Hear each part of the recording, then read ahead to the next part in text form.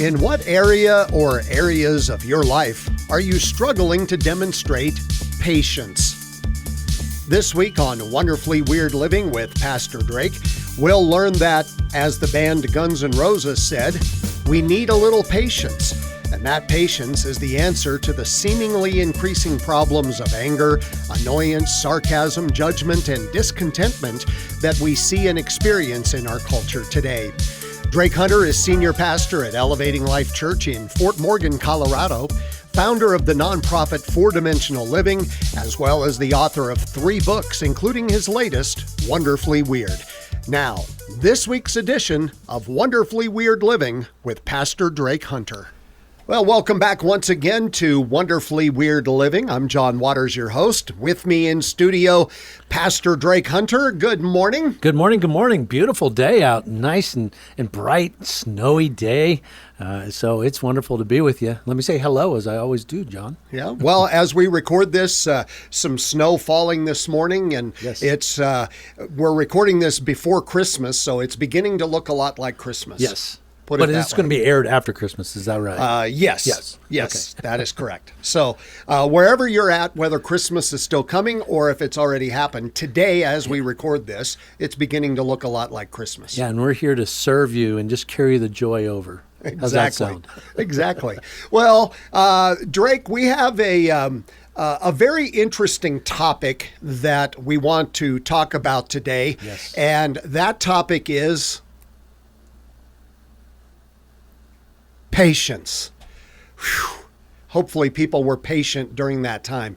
But that seems to be something that we definitely struggle with in our society today, where everything is instant. Right now, I need it now. I want it now. I want everything now. And if I don't get it now, I get frustrated. I get angry. I get all of those things. And wow, what problems that causes. It's impatience, right? That's exactly what it is. And so, yeah, and how we got to this point, I guess we can examine it and see why. But at the same time, in the sense of who we are in our culture, we claim to be, Christians, Christ followers, and I think we're living in the most impatient time in history. And so, yeah, just call it what it is. It's a problem. It's a problem that we need to resolve.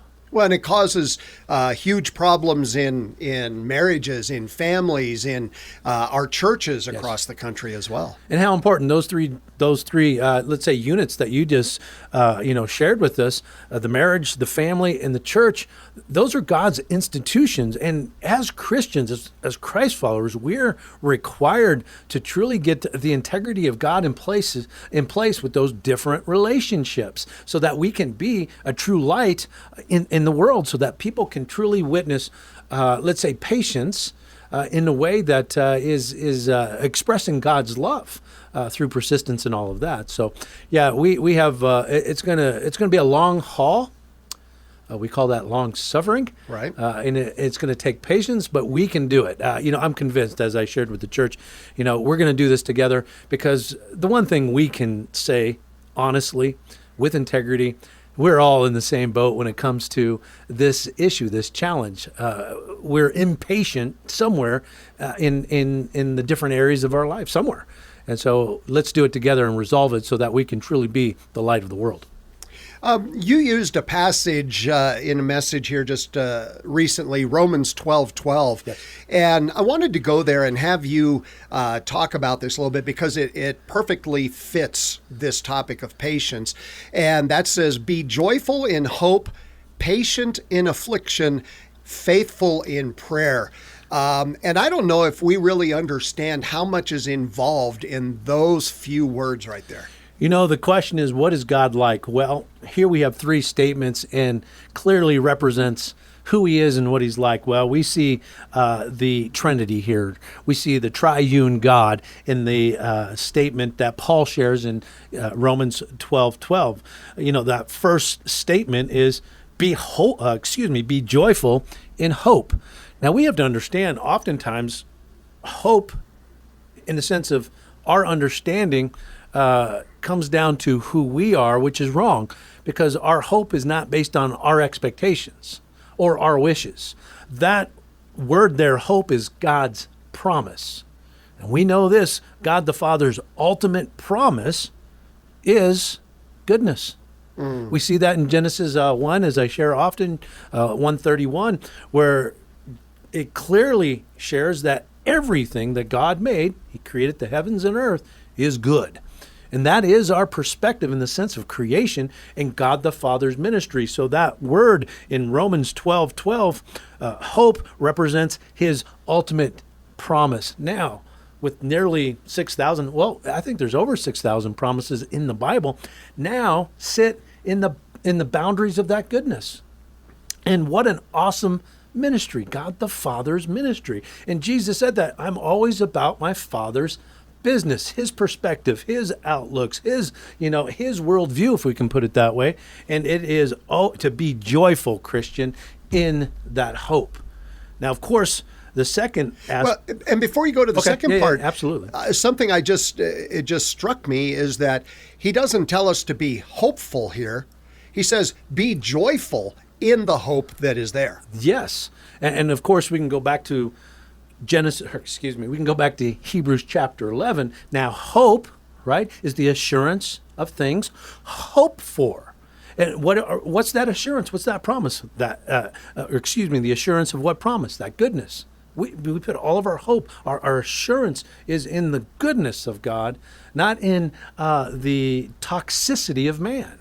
That has to do with the fall. That's where Jesus, the Son, comes in, and we have to understand that the fall, the brokenness of that is reality, but we can never forget where the reconciliation, in the sense of our faith, where we're going with that reconciliation, is back to God's goodness.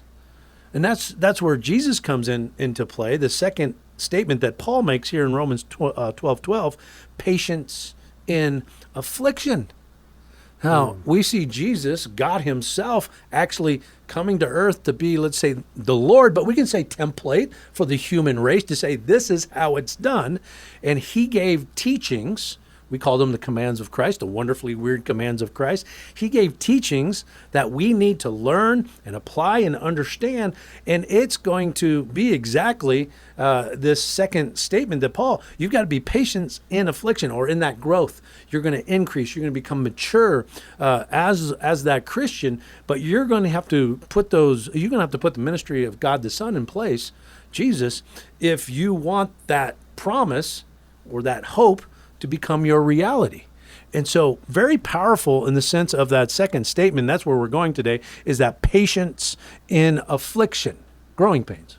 It brings up something else that Jesus said then when he said, take up your cross daily and follow me.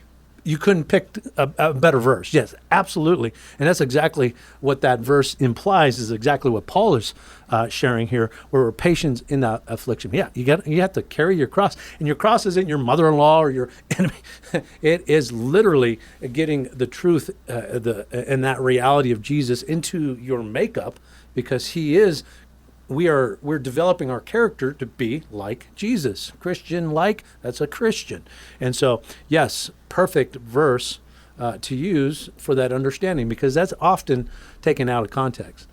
Yeah, absolutely. One, and if we remember, you mentioned your cross is not your mother-in-law and stuff like that. That's a very narcissistic type of view. Yes. It's all about me. Pride. If you remember the cross, and I'm talking to the listeners out there, the cross was not about Jesus. It was about bringing people back into relationship with God, that perfect relationship. So when he says take up your cross, that's what he's talking about. Yes. Come back into perfect relationship with God the Father by following me. We know this, and Jesus was very patient in the affliction of the cross, and what a perfect picture in the sense of getting through the issue or the problem, because that cross represents the problem, the ultimate problem of death, but at the same time where we have different problems that can cause death in relationships, all kinds of different things can happen in the sense of what that death represents.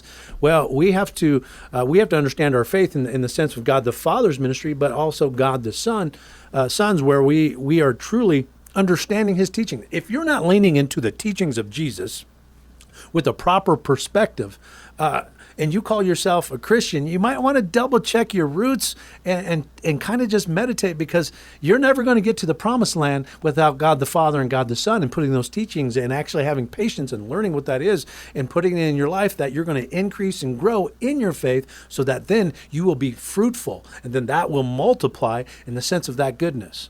So important that we understand that. So that would be God the Son, of course, in Romans 12:12 there. And then, of course, we have faithful in prayer. So again, it's be joyful in hope, patient in affliction, faithful in prayer. Now we have to understand what prayer is. There's all kinds of different forms of prayer, but let's go to the life analogy, should we? Okay. Can we do that? Shall we would be a better way to say it. We will. We will. Think about it. A child is born, practically speaking here, and the first thing we need from a child is a cry. It's essential. Well, we read in the Bible where David cries out to God, or other leaders or other people are crying out to God, and that's a form of prayer. It's very immature at the beginning, but then we still use a cry in the sense of desperation. And however, let's go on the other side of that. That's how a baby communicates. Now, I'm not saying, I had a cry last week myself, and you were part of this, John, where I had some bad news, and I'm like, no! And then, boom, it's like, wait, okay. And I had to get through that cry, but then in my understanding and my maturity, I had to get to a different communication level, if you will, so understanding can be put in place and all that. Well, here, Paul is talking about be faithful in prayer, and this is talking about learning how to communicate, first and foremost, with God, and then with others. It falls right in line with the great commandment. And if we don't understand that, and all we do is cry, and all we do is use emotions without any, let's say, intelligence, because everybody says it's heart, it's mind and heart. There has to be a relationship, especially in the sense of maturity, where you have reason and you also have emotions and everything that works together, that you can get to the sweet spot or that purpose of God for your life or whatever your responsibility is. And so we have to learn first and foremost to think like Jesus, so we can communicate with God in a way that that God will accept. Because if we're thinking in a toxic pattern, let's say, and we're accepting thoughts that are outside the goodness of God, God can have nothing to do with that. So we have to learn how to communicate with God first and foremost in our thoughts. So important that we understand that, and we won't go there, but there's definitely a thought pattern. Recall the book of Proverbs. As a person thinketh, so are they. We have to understand how to accept and reject thoughts so we can get the proper patterns in place, that we're thinking like Jesus. Romans 12 now, at the very beginning, Paul wasn't messing around. He goes, we got to think like Jesus. We got to transform our mind, as Romans 12 shares. And so first and foremost, getting that resolved in our mind's eye and working with our thoughts, but then our communication with others. John, think about that. That's vertical in the sense of being with God in communication, and then horizontal with others. The picture is the cross. And it's a good way to recall our role and responsibility in the sense of communication and prayer, because we need to learn how to speak with our words to give glory to God. Right. Oh my goodness. If we can do that, this anger issue we're talking about is done. Drop the mic, we're finished. Because then we're only adding value to goodness and that person's potential in the sense of that goodness. So yeah, we went a little bit with this, but I think it's very important, because be joyful in hope, patient in affliction, and of course faithful in prayer. And you see God the Father, Son, and the Holy Spirit. And that faithful in prayer then is the essence, is the spirit, first and foremost in your mental environment, and then also in the words and your nonverbals, which should express the fruit of God, which is the Holy Spirit's ministry. So here Paul is clearly giving what God is like, in the sense of, we can say, theology, where we have to know what he's like. And of course, he in the sense of the community of God, the three become one, and then it becomes our personal God. If that makes sense. Hopefully that makes sense. So let's narrow it back down now and get Okay. back to our Yes. original topic. Then You started that. I know, by the I way. did, Okay. I did. But of patience, Yeah. and how through that patience and affliction we can virtually eliminate all of these outside influences that are causing problems. Yeah, let me say thank you for your patience on that too. Ask that question again. Let's talk about how through that patience in affliction, Yes. we can virtually eliminate things like anger and judgmentalism and some of those things that really are problems in our churches, our families, our marriages. Yeah, so first and foremost, we have to, identify kind of the issue, right? The challenge. So we need to understand our impatience, if you will, is expressed in so many different ways. One of them is anger. Right now, we're familiar with anger, and then Christians tried to justify their anger because we read about God's anger in the Bible. Well, I promise you, man's anger and God's anger are two different things. And just quickly, yours are about feelings and emotions. His is about consequences, and not following his way. You know he's angry with you when you're facing those consequences. And it's not this feeling. It's just his righteousness, his holiness, and his justice actually being fulfilled in the sense of who God is. So let's make sure that's clear, and we have to stop using Jesus, the temple experience that he had where he's flipping over the table.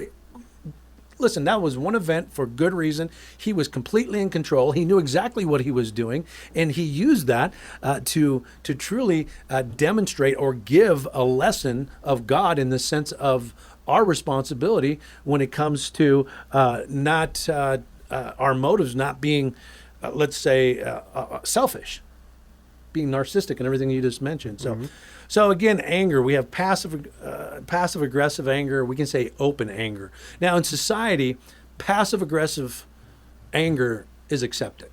As long as you're not open with your anger in the sense of where you're pretty aggressive, you're throwing your phone around, yelling, cussing, whatever. That's fine. The resolve for society is to suppress it. Right. And then, of course, that becomes passive, and in passive anger, then we become bitter and life just becomes miserable. But your impatience is definitely expressed through that anger. Also, another way or expression of impatience is annoyance. Oh, we could park it here for a while. As well, sarcasm is part of that impatient, is a form of impatience.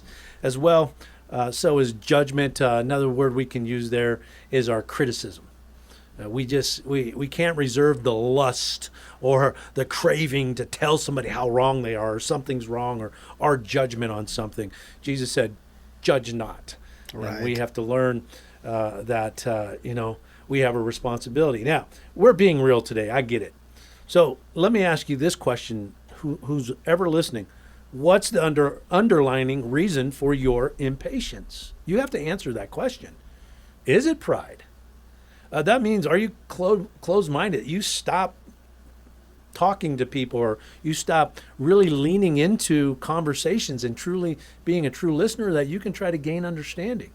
What happens is in our thought process, now going back to that, pride is identified by your closed-mindedness.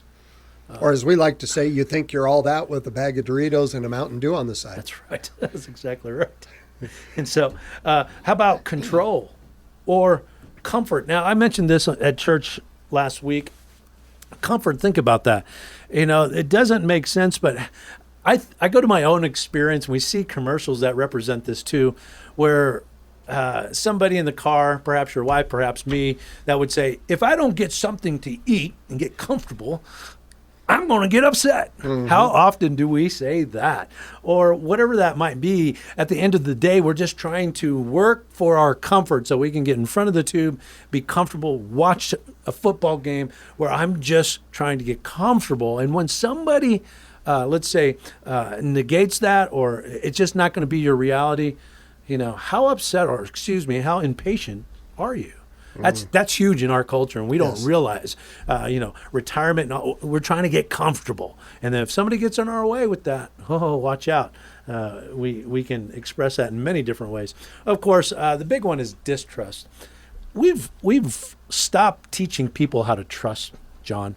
Yeah. And we just mistrust based on going back to our pride, our closed-minded ways, or we live in our cave, and if it doesn't line up with trust, we're in trouble. And not only that, we work at trust. We start at zero, and you're going to have to work your way up to my trust, rather than what God does. The moment I became a Christian, he trusts me 100%. Right. Now, God is extremely wise. And it didn't take but maybe 3 or 4 experiences with God going, we're going to have to discern this, and we're going to put trust at this level. But God always begins at the top, if you will, if I can use that. And he knows how to discern, and he knows how to say, okay, I see your track record. I see your ability. I see your character. I see your motive, and I understand. And that's how we discern trust. We don't teach that anymore. And so one day we'll get back to that, John. So is the underlining reason for your impatience distrust? Could be. Yeah. So now let me ask you this. In what area of your life are you struggling to demonstrate or express or reflect the image of God when it comes to patience? Mm-hmm. Now, when I got to say this quickly, what do we mean? The different areas of our life? Well, you got your personal relationship with God. Are you impatient with God? You have your relationship with your spouse, your partner. You have an area of your life known as your family. How about the church? Mm-hmm. We can go to our job, and we can go out to our community, all the way out to the world. Politics. we could park it there. Right. Whatever it is, we're impatient somewhere, and we've got to really understand our responsibility when it comes to being patient so that we can be the expression of God's love. And so hopefully that helps in that question, in what area. So again, understand, folks, we all struggle with this. So let's understand what it is, and then how to get more of it, patience, if you will, into our makeups, so that we together can be a better reflection of God, let's say, in his order, so that through us we can truly, again, be that reflection of God's justice and love that will get us to the promised land of that goodness that we're after. We can see the promised land, but let's get there together. So hopefully that helps, okay? And so, John, we have just a few more minutes, so what direction would you like to go here? There's some scripture that you used in the message when you were talking about this that thought we'd throw these out there and just let you comment on them a little bit, because it really does undergird what you're talking about. Proverbs 15:18, where it says, "A hot-tempered man stirs up strife, but he who is slow to anger quiets contention." Yeah.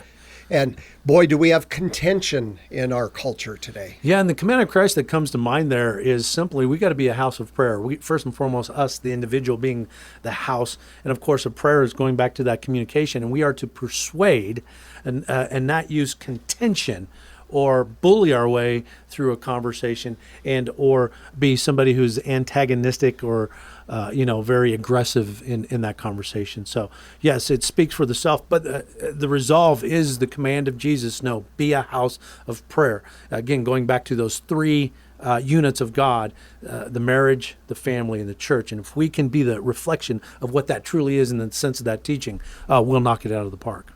Another one, Ecclesiastes 7:9, that says, "Be not quick in your spirit to become angry, for anger lodges in the heart of fools." Yeah, that spirit is just your attitude, the tonality of who you are, how you use your body in the sense of communication. So do not be quick in your spirit, your own willingness or your own attitude to become angry. For, anger lodges in the heart. That just means you build habits in your conscious or subconscious memory, and it's quite interesting, because somebody is in the habit of anger. All you got to do is push their buttons a little bit, and they blow up. A fool will blow up every time. Poke the bear, as you like to say. Poke the bear. Yeah. Yes. And James 1:20 says, "For the anger of man does not produce the righteousness of God." Yeah, Ouch. and this is just getting out of tune with God, because the opposite here is the opposite of anger is love. So when you have love out of place, with righteousness, it doesn't work. You can't get in tune with God. So the righteousness of God does not happen with anger, because in man's anger, in that hot temperedness, if you will, it doesn't work. It does not work. So you can see the antithesis, or that relationship. If you have anger with righteousness, it does not work. Or we can even say justice there. It's got to be love with holiness, righteousness, or we can even say justice. It has to be in tune, because if we're not in tune, you don't have the moral purity of God in your makeup. Well, let's finish here, Drake, by giving the prescription for anger and upset issues in that third command of Christ. Follow me, and it will produce meekness. Now, we are to embrace problems with the spirit of resolve. And that means with patience. And that just simply means patience is to have the capacity to accept or tolerate delay, trouble, or suffering without getting angry or upset. Wow. Let's do that. Sounds great. Yep. And I want to read that, Matthew 4:19. This is Jesus. He said to them, "Follow me, and I will make you fishers of men." There we come back to follow me. Yeah, and there I just thought of the word go fish, folks. You've got to fish for yourself and use that patience and learn it. You've got to go do it. We can't do it for you. We can just lead you to the fishing pond, if you will, and go fish and get this and use this. Use patience and the persistence of God to truly express God's love. Well, Drake, when we come together next time on this broadcast, it will be 2021. And hard to believe that 2020 is already over, but by the same token, maybe that's a good thing. But we certainly look forward to what God has in store for us in the new year. Oh, I'm looking forward to the direction, to the alignment of that year, and of course to the execution, what we're going to do for the cause of Christ, for that movement. Looking forward to it. So excited for it to come. All right. Well, I'd like to thank Pastor Drake Hunter and thank you all for listening in. We do want to wish you a Merry Christmas, whether you're hearing this before or after Christmas, and also a very Happy New Year. And we look forward to another fruitful year of wonderfully weird living with Pastor Drake. Thank you for joining us once again this week. If you would like to learn more or have any questions or comments, please feel free to email Pastor Drake at wonderfullyweirdliving@gmail.com. To obtain your own copy of the book Wonderfully Weird, please log on to www.wonderfullyweirdliving.com and click on the button that says Buy the Book. Now, for Pastor Drake Hunter, I'm John Waters, wishing you a wonderfully weird week.